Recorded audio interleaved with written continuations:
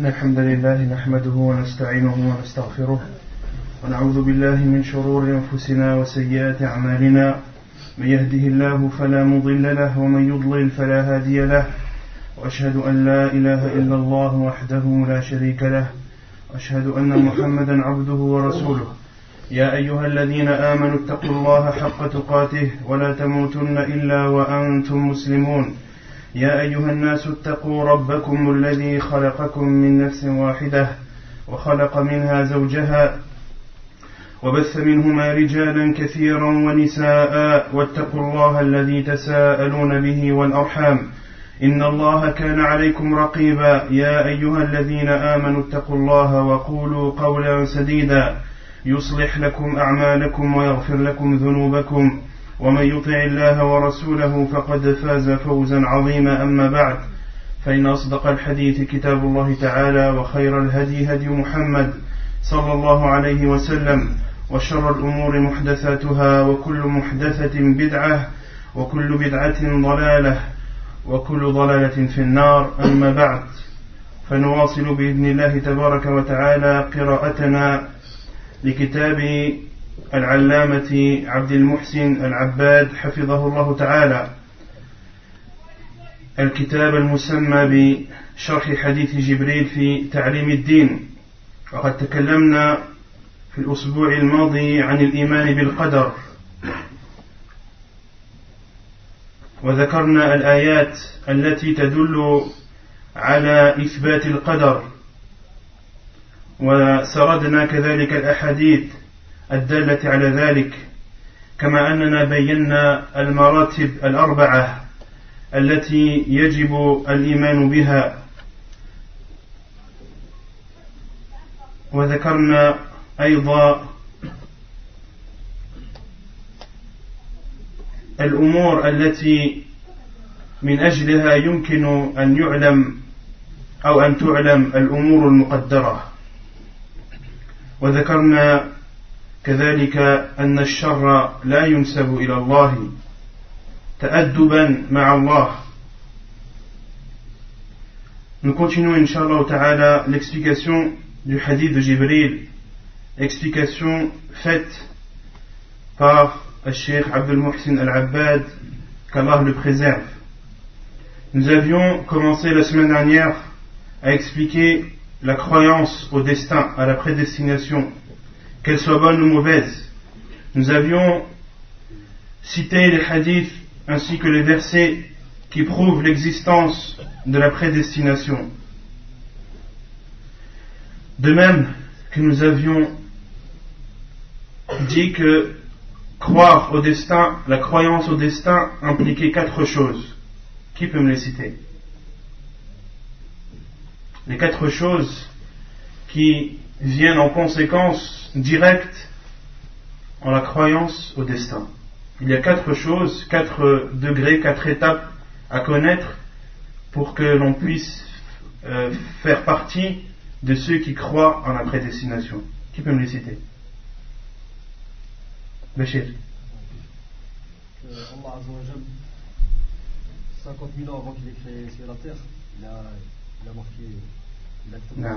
Donc la première étape, c'est de croire en la science d'Allah subhanahu wa ta'ala, la science depuis toujours. Qu'Allah subhanahu wa ta'ala a toujours su, sait et saura toujours ce qui a existé, ce qui existe et ce qui existera. Donc Allah subhanahu wa ta'ala a toujours su. Il n'y a pas un moment où Allah n'a pas su. Allah a toujours su. Pourquoi? Car on avait expliqué auparavant qu'Allah subhanahu wa ta'ala n'a ni début ni fin. Ensuite, quelqu'un d'autre? La volonté d'Allah. La volonté d'Allah subhanahu wa ta'ala.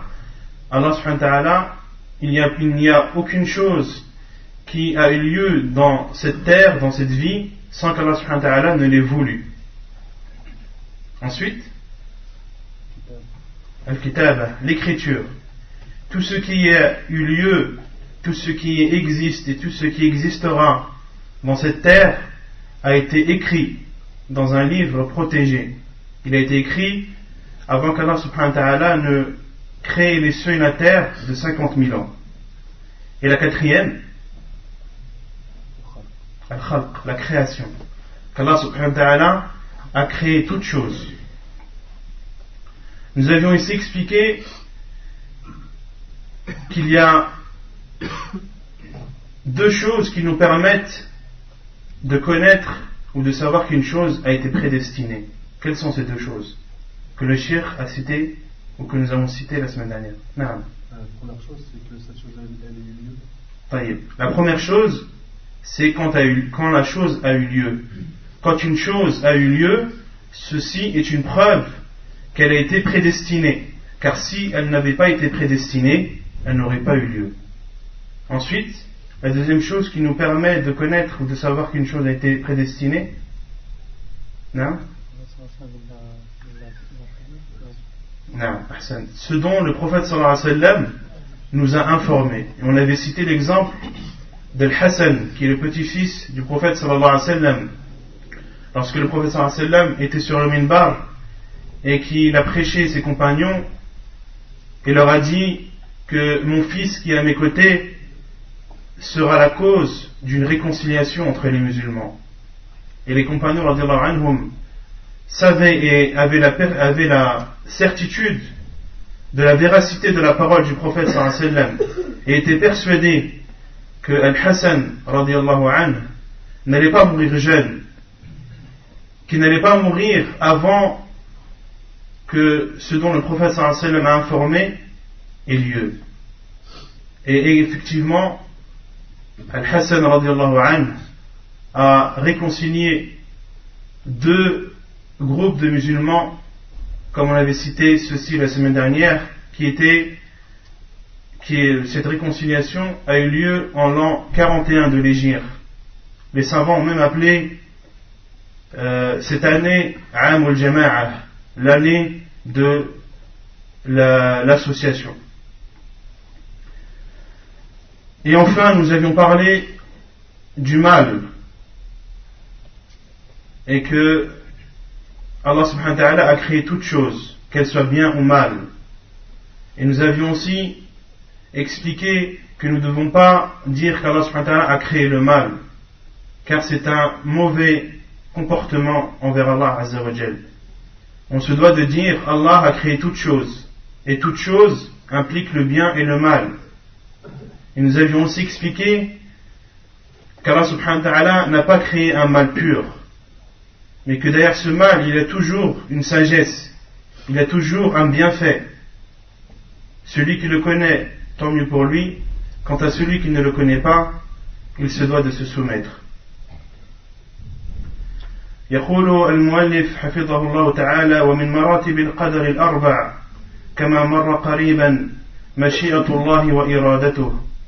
والفرق بين المشيئة والإرادة أن المشيئة لم تأتي في الكتاب والسنة إلا لمعنى كوني قدري، وأما الإرادة فإنها تأتي لمعنى كوني ومعنى ديني شرعي. Et parmi les étapes de la croyance à la prédestination, comme cela a été cité précédemment, il y a la volonté d'Allah subhanahu wa ta'ala. Il y a deux sortes de volonté. Il y a une volonté, où le cheikh ici cite qu'il y a, en arabe, il y a le mashi'ah et al-irada. En français, je ne saurais pas vous donner deux termes qui pourraient les différencier. Rachid, en français, la langue française est tellement faible que, à ma connaissance, j'ai pas trouvé de terme qui puisse différencier al-mashi'a et al-irada, car les deux en français signifient la volonté. Donc il y a deux sortes de volonté. Il y a une volonté qui a été rapportée dans le Coran et dans la Sunna avec un sens ou dans un contexte universel. Et il y a une autre volonté qui a été rapportée dans le Coran avec un sens ou un contexte universel et religieux et juridique. ومن مجيئها لمعنى كوني قدري قول الله تعالى: ولا ينفعكم نصحي إن أردت أن أنصح لكم إن كان الله يريد أن يغويكم. Donc c'est le sens parmi la volonté qui a été citée dans le Coran, qui vient avec un contexte universel. Il y a la parole d'Allah subhanahu wa ta'ala: et mon conseil ne vous profiterait pas au cas où je voulais vous conseiller, et qu'Allah veuille vous égarer. وقوله تعالى: فمن يرد الله أن يهديه يشرح صدره للإسلام ومن يرد أن يضله يجعل صدره ضيقا حرجا. Et Allah subhanahu wa ta'ala dit aussi dans un autre verset: et quiconque Allah veut guider, il lui ouvre la poitrine à l'islam, et quiconque il veut égarer, il rend sa poitrine étroite et gênée. Donc dans ce qu'il faut comprendre dans cette volonté qui a été citée dans ces deux versets, c'est une volonté avec un contexte universel, c'est-à-dire qu'elle englobe à la fois les choses bonnes et les choses mauvaises, comme dans le dernier verset que le cheikh a cité: et quiconque Allah veut guider, il lui ouvre la poitrine à l'islam, et quiconque il veut égarer, il rend sa poitrine étroite et gênée. Donc on voit bien dans ce verset que cette volonté universelle englobe à la fois le bien et le mal. En l'occurrence, dans ce verset, elle englobe le fait de guider à l'islam et le fait d'égarer. ومن مجيء الإرادة لمعنى شرعي قول الله عز وجل: يريد الله بكم اليسر ولا يريد بكم العسر. وقوله: ما يريد الله ليجعل عليكم من حرج ولكن يريد ليطهركم وليتم نعمته عليكم لعلكم تشكرون. Et parmi la volonté juridique qui a été rapportée dans le Coran, il y a la parole d'Allah subhanahu wa ta'ala lorsqu'il dit selon le sens: Allah veut pour vous la facilité et il ne veut pas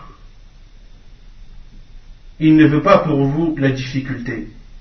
Il dit aussi subhanahu wa ta'ala: Allah ne veut pas vous donner de contraintes, il veut uniquement vous purifier et accomplir ses bienfaits sur vous afin que vous soyez reconnaissants. Cette volonté, qui est la volonté juridique, elle ne vient qu'en bien, elle ne vient que pour une chose bien, comme dans le verset: Allah veut pour vous la facilité et il ne veut pas pour vous la difficulté. Et ceci, les savants l'appellent al-irada al-shar'iyya, la volonté juridique. De même, dans le second verset, Allah ne veut pas vous donner de contraintes. Donc on voit bien que cette volonté, la volonté juridique, est propre aux choses bien. والفرق بين الإرادتين أن الإرادة الكونية تكون عامة فيما يحبه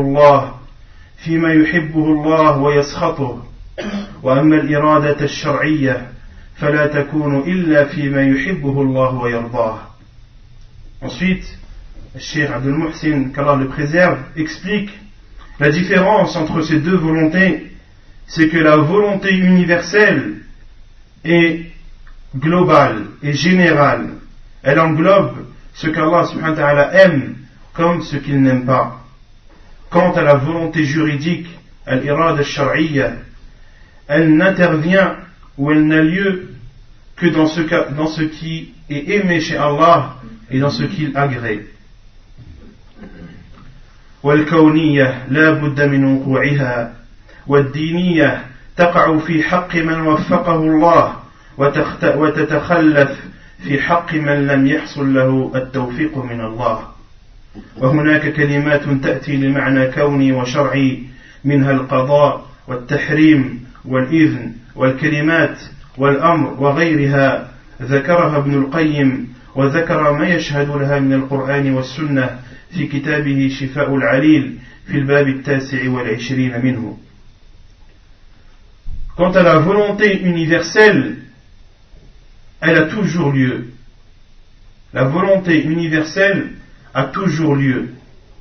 Quant à la volonté juridique, elle a lieu que si Allah subhanahu wa ta'ala en donne la permission, que si Allah subhanahu wa ta'ala a facilité à cette personne de la faire. Une personne à qui Allah subhanahu wa ta'ala n'a pas facilité ou n'a pas donné l'autorisation à faire une chose qui entre dans le cadre de la volonté juridique, il ne la fera pas. Comme par exemple le fait de prier. Le fait d'accomplir la prière est un bien. C'est un ordre d'Allah subhanahu wa ta'ala. Elle entre donc dans le cadre de la volonté juridique. Et personne ne peut prier sauf si Allah subhanahu wa ta'ala lui a facilité. Si Allah subhanahu wa ta'ala lui a donné le tawfiq. Je sais pas comment traduire le tawfiq. Hein? Donc c'est une personne à qui Allah subhanahu wa ta'ala n'a pas, parce que moi aussi le mot il est parti, accorder la réussite. À qui Allah subhanahu wa ta'ala n'a pas accordé le fait de faire la prière, il ne l'a pas facilité, il ne la fera pas. وكل شيء قدره الله وقضاه وكتبه في اللوح المحفوظ لا بد من وقوعه ولا تغيير فيه ولا تبديل كما قال الله عز وجل ما أصاب من مصيبة في الأرض ولا في أنفسكم إلا في كتاب من قبل أن نبرأها وقوله صلى الله عليه وسلم رفعت الأقلام وجفت الصحف. Et toute chose prédestinée par Allah subhanahu wa ta'ala, qu'il a décrété et qu'il a écrit dans le livre préservé, cette chose aura lieu sans aucun doute. Et cette chose ne pourra être ni modifiée ni changée. Allah subhanahu wa ta'ala a dit dans le Coran selon le sens: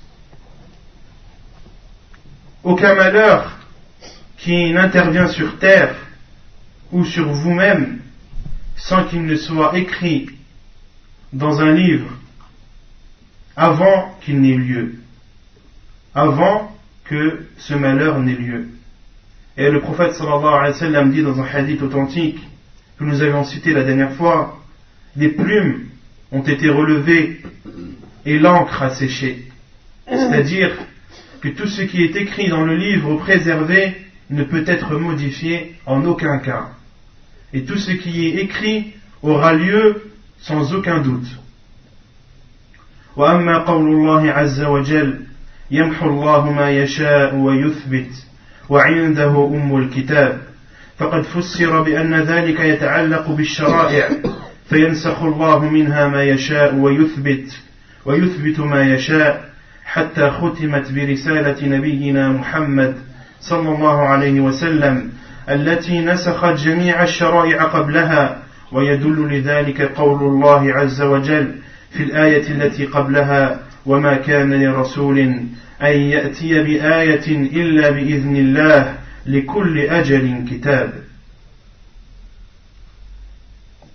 Quant à la parole d'Allah subhanahu wa ta'ala, lorsqu'il dit Allah efface ce qu'il veut et confirme également ce qu'il veut, et il y a auprès de lui la mère des livres, ceci a été expliqué par les savants comme étant en relation avec les législations. Allah subhanahu wa ta'ala abroge dans les législations ou abroge les législations qu'il veut et confirme celles qu'il désire, jusqu'à ce que les législations ont été terminées ou ont été clôturées par la venue de notre prophète Muhammad sallallahu alayhi wa sallam, qui a abrogé toutes les législations avant elle l'islam abroge toutes les législations avant elle. La preuve est le verset où Allah subhanahu wa ta'ala dit selon le sens: il n'appartient pas à un messager d'importer un signe si ce n'est qu'avec la permission d'Allah. Donc ceci est une des explications qui ont été données à ce verset. وفسر بالأقدار التي هي في غير اللوح المحفوظ كالذي يكون بأيدي الملائكة. وانظر شفاء العليل لابن القيم في الأبواب الثاني والرابع والخامس والسادس، فقد ذكر في كل باب تقديرا خاصا بعد التقدير في اللوح المحفوظ. Et la deuxième explication à ce verset où Allah subhanahu wa ta'ala dit il efface ce qu'il veut et il confirme, ceci a été expliqué comme étant les choses prédestinées qui ont été écrites autres que dans le livre protégé, comme ce qui est écrit par les anges. Ensuite le cheikh nous demande de nous référer au livre d'Ibn al-Qayyim rahimahullah, un livre appelé Shifa'ul Alil. Et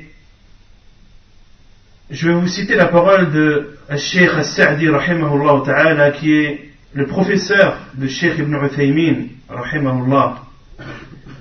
Une parole qu'il a citée et que j'ai trouvé juste de vous la lire et de vous l'expliquer. Une parole qu'il a citée lorsqu'il explique la parole ou le verset que l'on a cité, où Allah subhanahu wa ta'ala dit selon le sens: Allah efface ce qu'il veut et confirme. قال السعدي رحمه الله في تفسير قوله تعالى: وعنده أم الكتاب الذي ترجع إليه سائر الأشياء فهو أصلها وهي فروع وشعب، فالتبديل والتغيير يقع في الفروع والشعب كأعمال اليوم والليلة التي تكتبها الملائكة ويجعل لثبوتها أسبابا ولمحوها أسبابا لا تتعدى تلك الأسباب ما رسم في اللوح المحفوظ، كما جعل البر والصلة والإحسان من أسباب طول العمر وسعة الرزق، كما جعل المعاصي سببا لمحق البركة والرزق والعمر، فهو الذي يدبر الأمور بحسب قدرته وإرادته.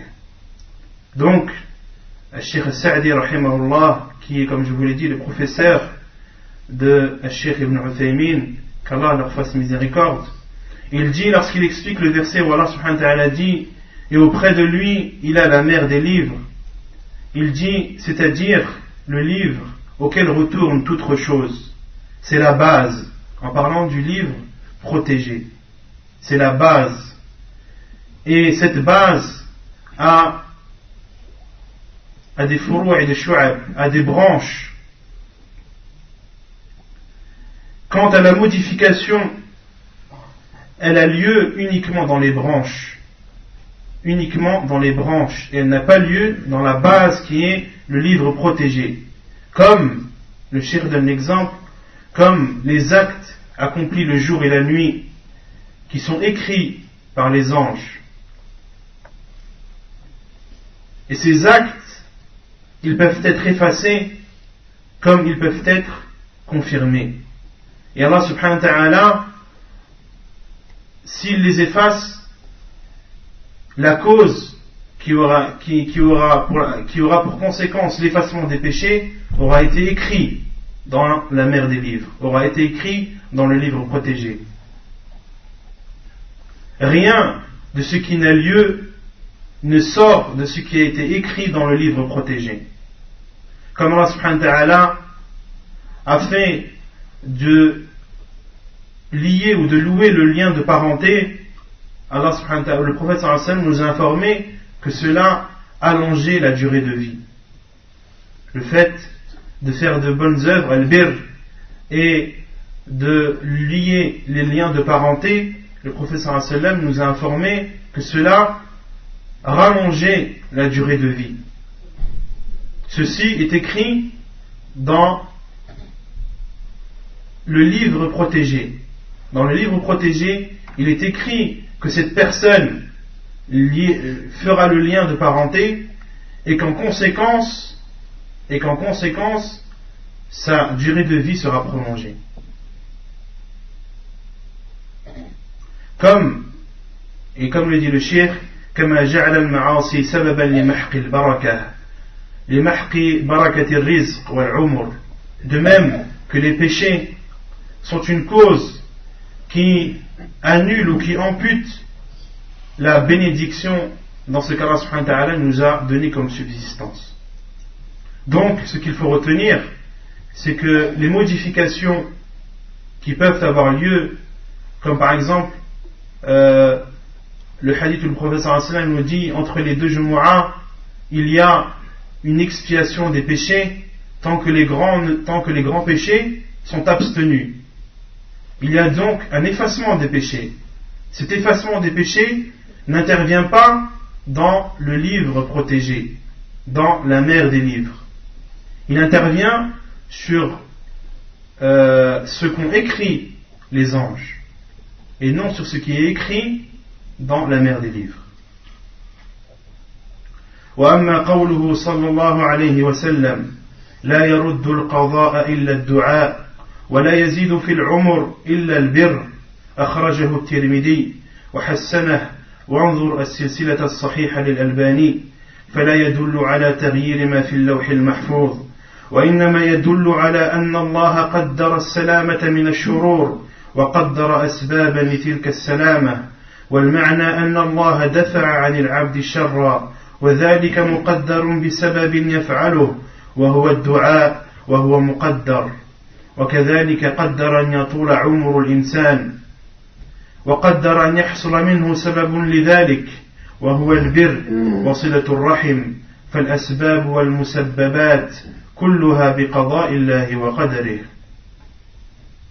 Et quant au hadith du prophète sallallahu alayhi wa sallam où il dit rien ne rejette le destin sauf l'invocation et rien n'ajoute à la durée de vie sauf al-birr qui est le bien, hadith rapporté par At-Tirmidhi et jugé bon par Cheikh Al-Albani rahimahullah.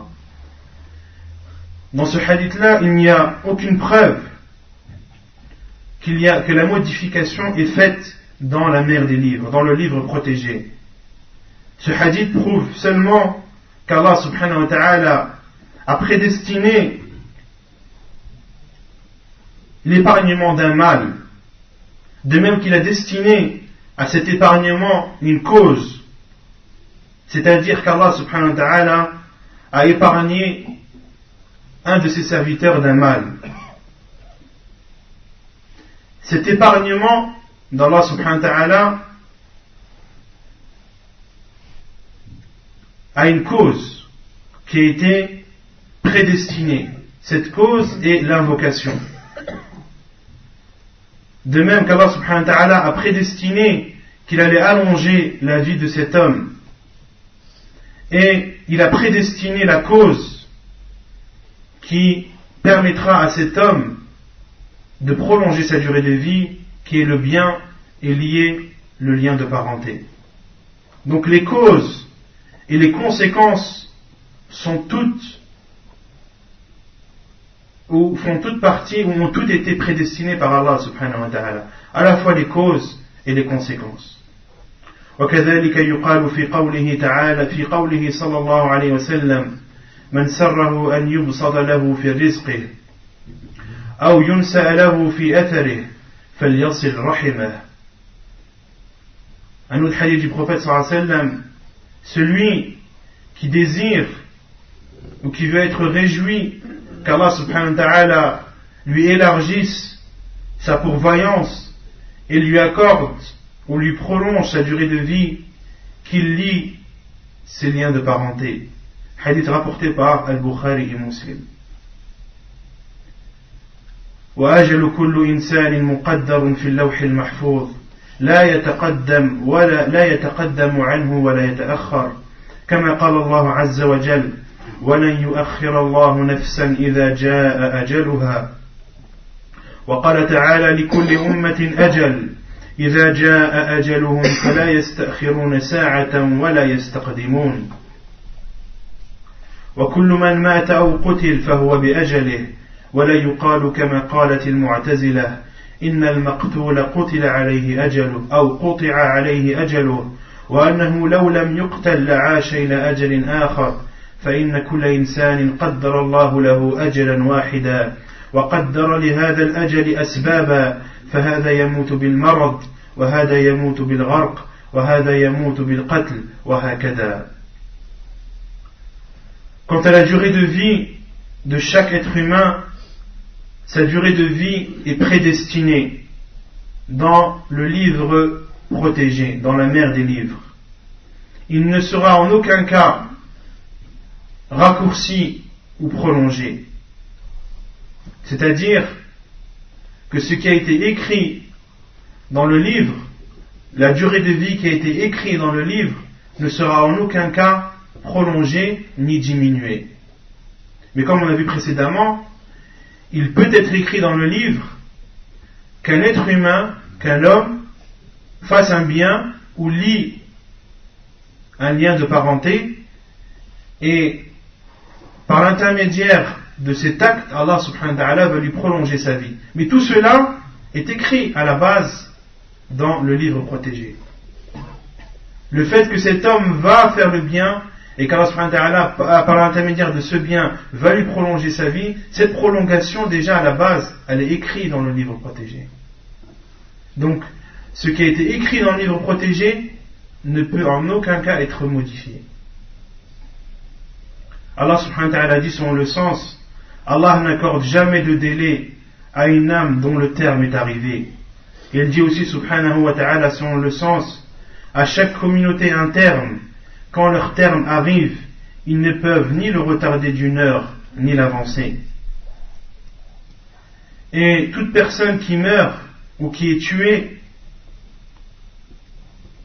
elle meurt car son terme est arrivé à la fin, car son terme a été révolu. Et il ne faut pas dire, comme dit Al-Mu'tazila, cette secte égarée, qui dit que celui qui a été tué, sa durée de vie a été interrompue. Sa durée de vie a été interrompue. Et s'il n'avait pas été tué, il aurait vécu plus. Il aurait vécu plus de temps. Ceci est faux.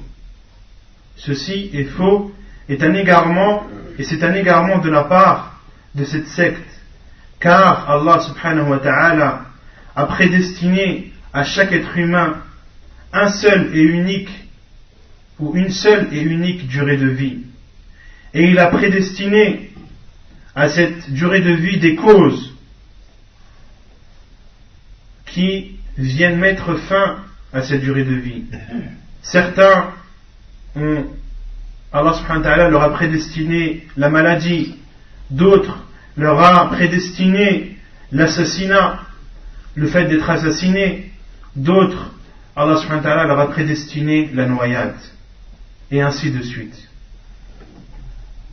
ولا يجوز الاحتجاج بالقدر على ترك مأمور ولا على فعل محظور فمن فعل معصية لها عقوبة محددة شرعا واعتذر عن فعله بأن ذلك قدر فإنه يعاقب بالعقوبة الشرعية ويقال له إن عقوبتك بهذه العقوبة قدر. وأما ما جاء في حديث محاجة آدم وموسى في القدر فليس من قبل الاحتجاج بالقدر على فعل معصية. Une chose qui est interdite à faire, c'est de se justifier en utilisant le destin pour faire un mal ou pour délaisser une obligation. Il est interdit pour celui qui fait un mal ou qui délaisse une obligation de se justifier par le destin en disant Allah subhanahu wa ta'ala m'a destiné ces choses-là, c'est pour cela que je les fais. Il est interdit de se justifier en utilisant le destin. C'est une règle que chacun de nous doit avoir en lui. Non. Salam alaikum. إذا الإنسان مسير هنا أم مخير؟ إن شاء الله يأتي الجواب بعده. إن شاء الله.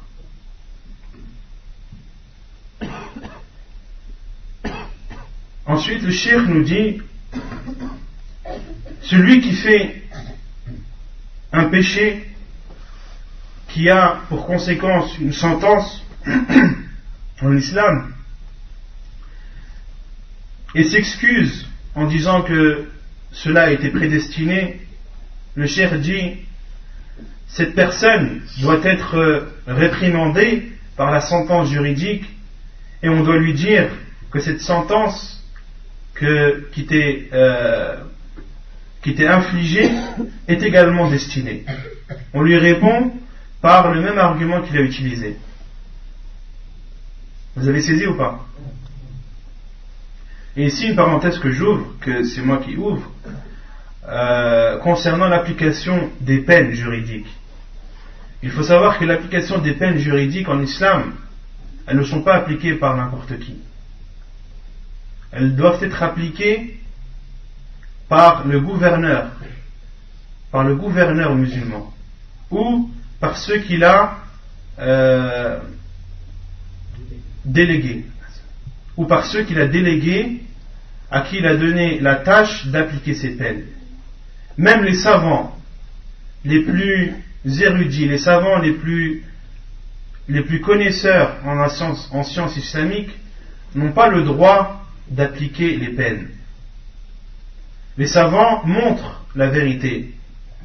Les savants répondent aux questions ou disent par exemple un tel doit avoir telle peine, un tel a fait tel péché, telle peine doit lui être affligée.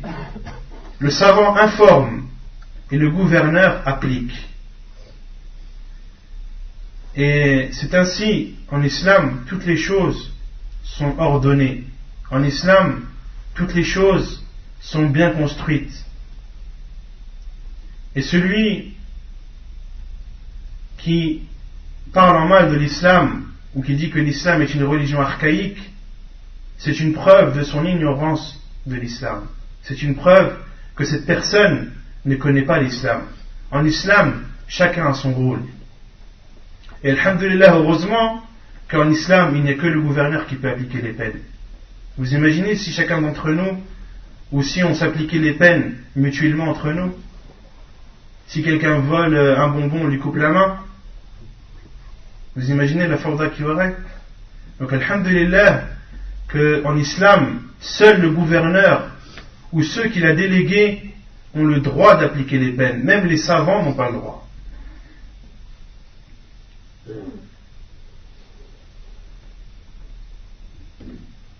وأما ما جاء في حديث محاجة آدم وموسى في القدر فليس من قبيل الاحتجاج بالقدر على فعل معصية، وإنما هو على المصيبة التي كانت بسبب المصيبة أو بسبب المعصية. فقد روى البخاري ومسلم عن أبي هريرة رضي الله عنه قال رسول الله صلى الله عليه وسلم: احتج آدم وموسى فقال له موسى: أنت آدم الذي أخرجتك خطيئتك من الجنة. فقال له آدم: أنت موسى الذي اصطفاك الله برسالاته وبكلامه، ثم تلومني على أمر قدر علي قبل أن أخلق. فقال رسول الله صلى الله عليه وسلم: فحج آدم موسى مرتين. Et dans le hadith où il y a un échange entre Moussa alayhi salam, entre Adam alayhi salam et Moussa concernant le destin, il n'y a dans ce hadith aucune preuve sur le fait de se justifier ou de justifier un péché en utilisant le destin. Le hadith rapporté par Al-Bukhari et Muslim, selon Abu Huraira, qui rapporte que le prophète sallallahu alayhi wa sallam a dit: Adam et Moussa se sont entretenus. Moussa dit à Adam: toi Adam, dont tes fautes t'ont sorti du paradis, tu es Adam, dont les fautes m'ont sorti du paradis. Et Adam alayhi salam a répondu à Moussa alayhi salam, et toi Moussa, qu'Allah subhanahu wa ta'ala a choisi pour révéler, ou a choisi en utilisant sa révélation et sa parole, et tu me reprends ou tu me reproches un fait qui m'a été prédestiné avant même que je sois créé. Et le prophète sallallahu alayhi wa sallam a dit, et Adam alayhi salam a eu raison sur Moussa à 2 reprises.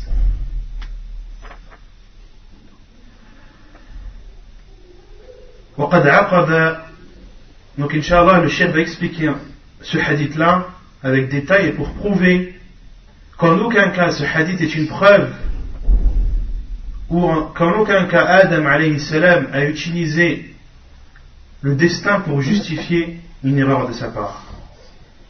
وقد عقد ابن القيم في كتابه شفاء العليل الباب الثالث للكلام عن هذا الحديث فذكر ما قيل في معناه من أقوال باطلة وذكر الآيات التي فيها احتجاج المشركين على شركهم بالقدر وأن الله أكذبهم لأنهم باقون على شركهم وكفرهم وما قالوه هو من الحق الذي أريد به باطل ثم ذكر توجيهين لمعنى الحديث. Ibn al-Qayyim rahimahullah dans son livre Shifa al-Alil a répondu à ceux qui prétendent que l'on peut justifier des péchés en utilisant le destin, et il a également cité des versets que les mouchriquins, que les associateurs utilisaient pour justifier leur associanisme en utilisant le destin, et qu'Allah subhanahu wa ta'ala leur a répondu et a démenti leurs paroles, car ils utilisaient le destin pour justifier leur associanisme et ils persistaient dans leur associanisme. Ils utilisaient en fait une parole vraie pour vouloir du faux. Ils utilisent une parole vraie pour atteindre le faux. ثم ذكر توجيهين لمعنى الحديث أولهما لشيخه شيخ الإسلام ابن تيمية والثاني من فهمه واستنباطه فقال. Ensuite, Ibn al-Qayyim rahimahullah dans son livre a cité 2 explications de ce hadith. La première explication qui est celle de son professeur Cheikh al-Islam ibn Taymiyyah rahimahullah, et la deuxième explication qui est la sienne, une explication qu'il a citée selon sa compréhension. فقال إذا عرفت هذا فموسى أعرف بالله وأسمائه وصفاته من أن يلوم على ذنب قد تاب منه فاعله فاجتباه ربه بعده وهداه واصطفاه وآدم أعرف بربه من أن يحتج بقضائه بأن يحتج بقضائه وقدره على معصيته بل إنما لام موسى آدم على المصيبة التي نالت الذرية بخروجهم من الجنة ونزولهم إلى دار الابتلاء والمحنة بسبب خطية أبيهم فذكر الخطية تنبيها على سبب المصيبة والمحنة التي نالت الذرية ولهذا قال له أخرجتنا ونفسك من الجنة وفي لفظ خيبتنا فاحتج آدم بالقدر على المصيبة وقال إن هذه المصيبة التي نالت الذرية بسبب خطيئتي كانت مكتوبة بقدره قبل خلقي والقدر يحتج في المصائب دون المعائب أي أتلومني على مصيبة قدرت علي وعليكم قبل خلقي بكذا وكذا سنة هذا جواب شيخنا رحمه الله. Donc la première explication que Ibn al-Qayyim rahimahullah a citée, qui est l'explication de son cheikh al-Islam ibn Taymiyyah rahimahullah, qui est que, je vous la résume,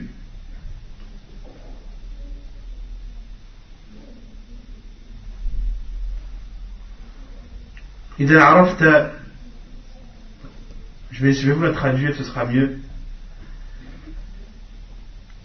إذا عرفت هذا فموسى أعرف بالله وأسمائه وصفاته من أن يلوم على ذنب قد تاب منه فاعله. Moussa alayhi salam connaît assez bien Allah, de même qu'il connaît bien ses noms et attributs, pour qu'il puisse reprocher à quelqu'un un péché dont il s'est repenti. Et Adam alayhi salam connaît assez bien Allah subhanahu wa ta'ala pour ne pas se justifier d'un péché qu'il aurait commis en utilisant le destin.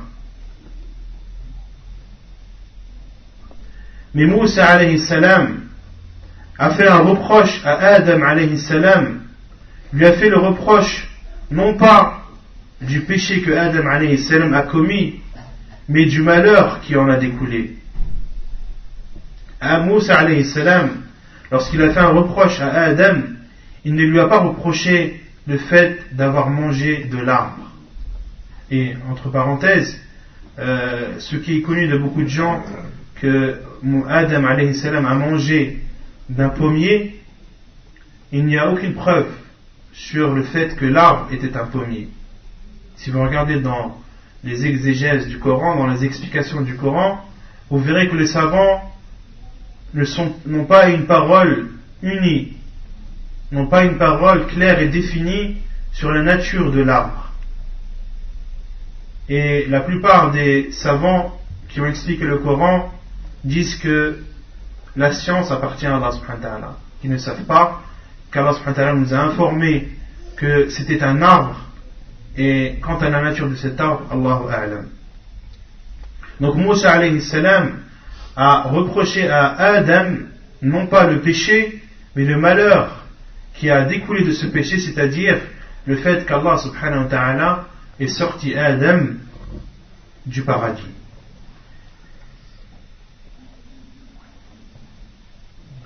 Et Adam alayhi salam lui a répondu en se justifiant du destin, non pas pour justifier son péché, mais pour justifier le malheur qui en a découlé, c'est-à-dire le fait qu'Allah subhanahu wa ta'ala ait sorti Adam du paradis. Et de même tous les êtres humains après lui. Car si Adam alayhi salam était resté au paradis, nous y serions aussi. Donc ce qu'il faut comprendre, la première explication qui a été citée par Cheikh l'Islam Ibn Taymiyyah, c'est que le reproche qui a été fait à Adam est un reproche sur le malheur qui a découlé du péché qu'il a commis, et non pas du péché, et que Adam alayhi salam a utilisé le destin pour justifier ce malheur, et non pas pour justifier ce péché. Donc ceci est la première explication apportée par Cheikh l'Islam Ibn Taymiyyah. وقد يتوجه جواب آخر، وهو أن الاحتجاج بالقدر على الذنب ينفع في موضع ويضر في موضع، فينفع إذا احتج به بعد وقوعه والتوبة منه وترك معاودته كما فعل آدم، فيكون في ذكر القدر إذ ذاك من التوحيد ومعرفة أسماء الرب وصفاته، وذكرها ما ينتفع به الذاكر والسامع، لأنه لا يدفع بالقدر أمرا ولا نهيا، ولا يبطل به شريعة، بل يخبر بالحق المحض على وجه التوحيد والبراءة من الحول والقوة. يوضحه أن آدم قال لموسى: أتلومني على أن عملت عملا كان مكتوبا علي قبل أن أخلق؟ فإذا أذنب الرجل ذنبا ثم تاب منه توبة وزال أمره حتى كأن لم يكن، فأنبه مؤنب عليه ولامه، حسن منه أن يحتج بالقدر بعد ذلك ويقول: هذا أمر كان قد قدر علي قبل أن أخلق، فإنه لم يدفع بالقدر حقا، ولا ذكر حجة له على باطل، ولا محذور في الاحتجاج به. وأما الموضع الذي يضر الاحتجاج به ففي الحال والمستقبل بأن يرتكب فعلا محرما أو يترك واجبا، فيلومه عليه لائم فيحتج بالقدر على إقامته عليه وإصراره فيبطل بالاحتجاج به حقا ويرتكب باطلا كما احتج به المصرون على شركهم وعبادتهم غير الله. Et la deuxième explication faite par Ibn al-Qayyim rahimahullah ta'ala, et cela où l'on voit la science, la vraie science, c'est là où on reconnaît les vrais savants, ceux qui déduisent et qui comprennent les hadiths du prophète sallallahu alayhi wa sallam comme il se doit. La deuxième explication de l'imam Ibn al-Qayyim rahimahullah, qui dit que se justifier en utilisant le destin ou justifier un péché en utilisant le destin est bénéfique dans certains contextes comme il n'est pas bénéfique dans d'autres contextes. Il est bénéfique lorsqu'une personne justifie ce péché après l'avoir accompli et après avoir fait le repentir et l'avoir délaissé, comme l'a fait Adam alayhi salam. Donc Ibn al-Qayyim dit qu'il est autorisé de se justifier ou justifier un péché en utilisant le destin, mais à condition que la personne ait délaissé ce péché et en a fait le repentir. À partir du moment où une personne a délaissé ce péché et s'est repenti de ce péché, il lui est autorisé d'utiliser le destin pour justifier ce péché.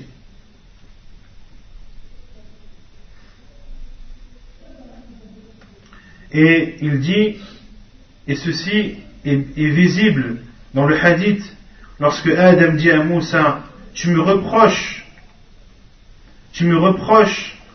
un fait que j'ai fait qui m'a été prédestiné avant même que je sois créé.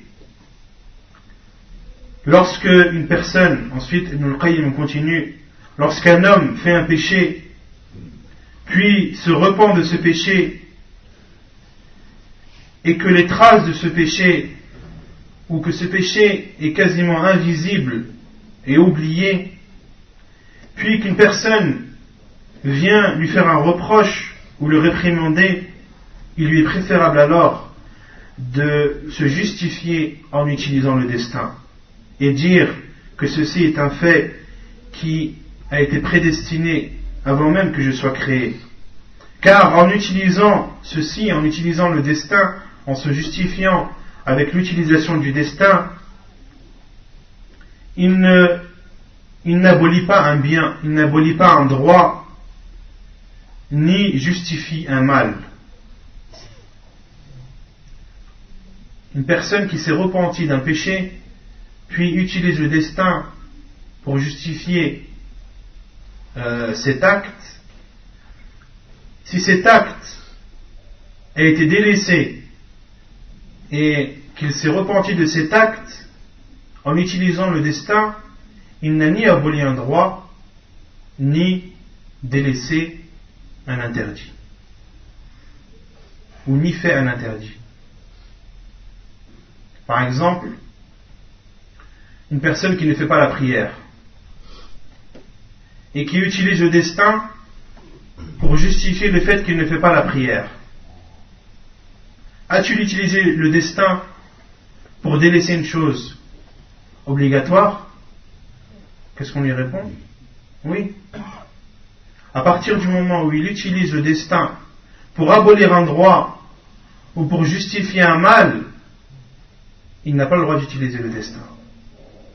Cette personne n'a pas le droit d'utiliser le destin pour dire ou pour justifier le fait qu'elle ne fait pas la prière. Car en utilisant le destin, elle a aboli un droit qui est le droit d'Allah subhanahu wa ta'ala envers cette personne. Et Allah subhanahu wa ta'ala lui a ordonné dans le Coran d'appliquer la prière ou d'accomplir la prière. C'est clair ou pas? C'est clair?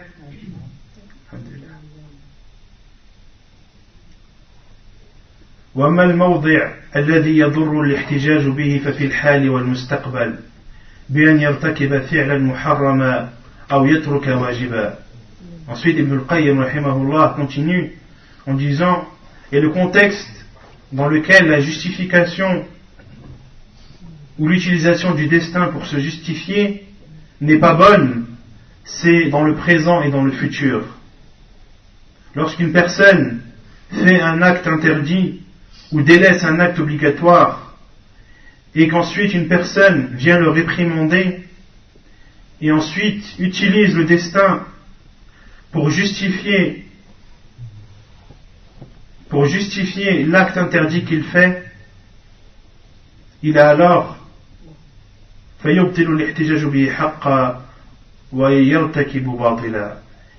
utilisé le destin pour abolir un droit et faire un mal. Comme ont utilisé le destin pour se justifier les associateurs. Allah subhanahu wa ta'ala dit en informant sur les associateurs qui ont dit, si Allah l'avait voulu, nous n'aurions pas associé ni nous ni nos parents, ni nous ni nos pères. Et ils ont dit aussi dans un autre verset, وَلَوْ شَاءَ الرَّحْمَنُ مَا عَبَدْنَاهُمْ. Si le miséricordieux l'avait voulu, nous ne les aurions pas adorés. En parlant des idoles. Donc dans ces deux versets, les associateurs utilisent le destin pour justifier le fait d'adorer autre qu'Allah subhanahu wa ta'ala. فاحتجوا به مصوبين لما هم عليه وأنهم لم يندموا على فعله ولم يعزموا على تركه ولم يقروا بفساده فهذا ضد احتجاج من تبين له خطأ نفسه وندم وعزم كل العزم على أن لا يعود. Donc les associateurs ont utilisé dans ces versets le destin pour rendre vrai, véridique leur adoration à autre qu'Allah. Et ils ne regrettent en aucun cas leur acte et ils n'ont aucunement l'intention de l'arrêter. Ceci est totalement contraire à celui qui utilise le destin ou qui se justifie en utilisant le destin après avoir fait un acte, après avoir fait un péché, avoir regretté, l'avoir délaissé et faire tout son possible pour ne pas le recommettre. وقد ضل في القضاء والقدر فرقتان القدرية والجبرية فالقدرية يقولون إن العباد يخلقون أفعالهم وإن الله لم يقدرها عليهم ومقتضى قولهم هذا أن أفعال العباد وقعت في ملك الله وهو لم يقدرها وأنهم بخلقهم لأفعالهم مستغنون عن الله وأن الله ليس خالقا لكل شيء بل العباد خلقوا أفعالهم وهذا من أبطل الباطل. Et dans le domaine du destin, il y a deux grandes sectes qui sont apparues. La première appelée Al-Qadariyya et la seconde appelée Al-Jabriyya. Al-Qadariyya disent que les serviteurs ou l'être humain crée lui-même ses actes. C'est lui-même qui fait ses actes. Et qu'Allah subhanahu wa ta'ala ne les a pas prédestinés. Et on en déduit de ces paroles que les actes des êtres humains ont lieu dans le royaume d'Allah subhanahu wa ta'ala alors qu'il ne les a pas prédestinés. Et que dans leurs actes, ils n'ont pas besoin d'Allah subhanahu wa ta'ala. Et qu'Allah subhanahu wa ta'ala n'a pas créé toute chose. Donc le fait de dire que l'être humain n'a pas créé ses actes, cela implique de dire qu'ils sont dans le royaume d'Allah, qu'ils font ce qu'ils veulent sans qu'Allah n'ait prédestiné, Cela veut dire également qu'ils n'ont pas besoin d'Allah. Cela veut dire également qu'Allah subhanahu wa ta'ala n'a pas créé toute chose et que ce sont les serviteurs eux-mêmes qui ont créé leur acte. Et ceci est faux et archi-faux. فإن الله سبحانه وتعالى خالق العباد وخالق أفعال العباد فهو خالق الذوات والصفات كما قال الله عز وجل قل الله خالق كل شيء وهو الواحد القهار وقال الله خالق كل شيء وهو على كل شيء وكيل وقال والله خلقكم وما تعملون. Et la preuve que cela est faux et archi-faux est la parole d'Allah subhanahu et qu'Allah subhanahu wa ta'ala a créé l'être humain de même qu'il a créé les actes des êtres humains.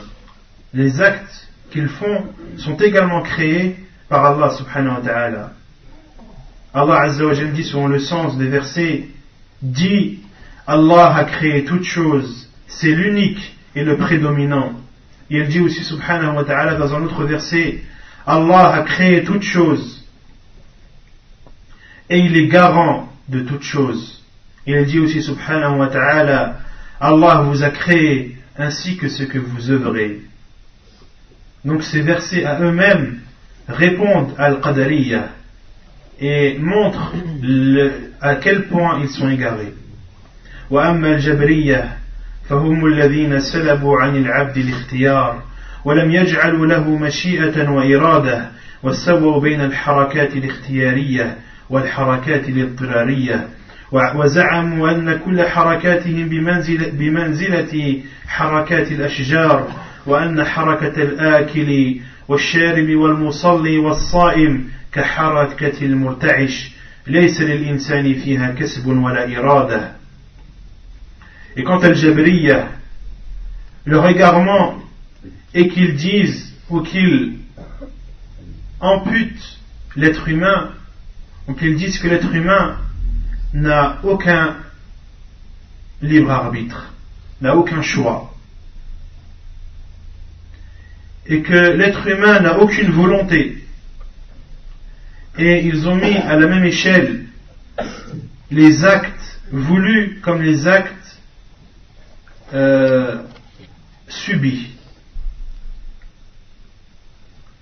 Et ils disent que les actes des êtres humains sont comme les mouvements de l'arbre. Ils disent aussi, en donnant notre exemple, que l'être humain dans cette terre est comme une plume qui est emportée par le vent. Lorsque le vent l'emporte à droite, la plume va à droite. Lorsque le vent l'emporte à gauche, la plume va à gauche. Et la plume est téléguidée, est commandée.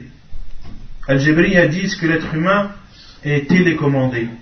Il n'a aucun pouvoir, il n'a aucune volonté, il n'a aucun désir, il n'a aucun libre arbitre. Et ils disent que celui qui mange, celui qui boit, celui qui prie, celui qui jeûne, c'est comme celui qui est pris par des tremblements. Celui qui tremble, une personne qui tremble, est-ce qu'elle le fait exprès? C'est plus fort qu'elle. Une personne qui tremble de froid ou de peur ou autre, les tremblements ne sont pas sa volonté.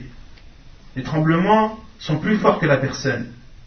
Ils disent que les tremblements sont similaires, où le fait de manger, de boire, de jeûner, c'est comme de trembler, que la personne les fait et qu'elle est télécommandée. وعلى هذا فما فائدة إرسال الرسل وإنزال الكتب ومن المعلوم قطعا أن للعبد مشيئة وإرادة يحمد على أفعاله الحسنة ويثاب عليها ويذم على أفعاله السيئة ويعاقب عليها وأفعاله الاختيارية ينسب إليه فعلها وكسبها وأما الحركات الاضطرارية كحركة المرتعش فلا يقال إنها فعل له وإنما هي صفة له. Et ce qui découle de leurs paroles, comme le dit le Cheikh, Hafidahullah, car le préserve, dans ce cas, pourquoi alors avoir envoyé des envoyés et avoir descendu des livres? Le cheikh leur répond, dans ce cas-là, si tout le monde est télécommandé, pourquoi est-ce qu'Allah subhanahu wa ta'ala a envoyé des prophètes et a révélé des livres? Quel est le but de l'envoi des prophètes et de la descente des livres? Et une chose qui est sûre et dont il faut être persuadé, c'est que le serviteur, l'être humain, a une volonté. Il a une volonté et un libre arbitre. Car il est récompensé sur les actes bien qu'il fait, de même qu'il est réprimandé sur les actes mauvais qu'il commet. Et les actes qu'il fait lui sont yunsabu ilayhi fi'luha wa kasbuha, lui sont affectés.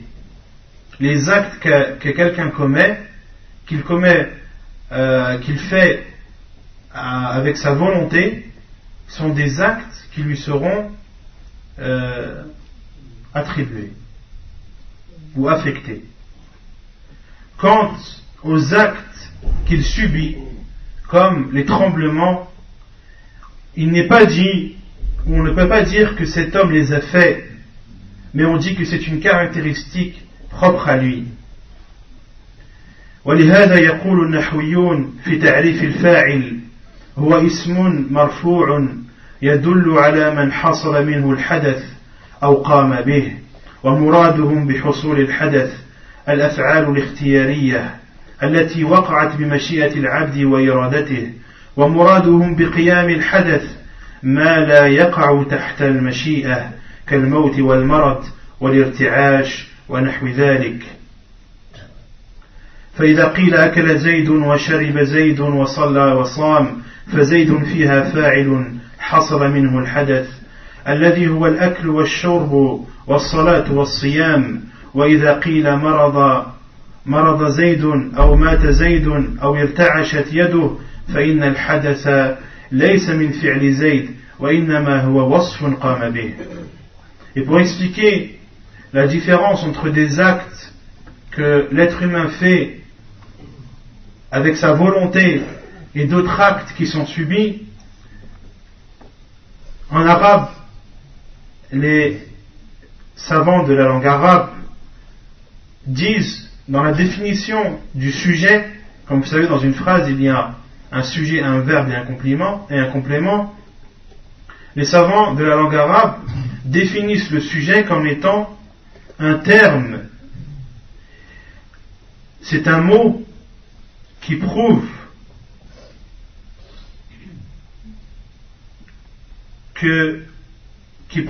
ce que la personne a accompli, ou qui parle de la personne qui a fait l'acte, le sujet, ou qui l'a subi.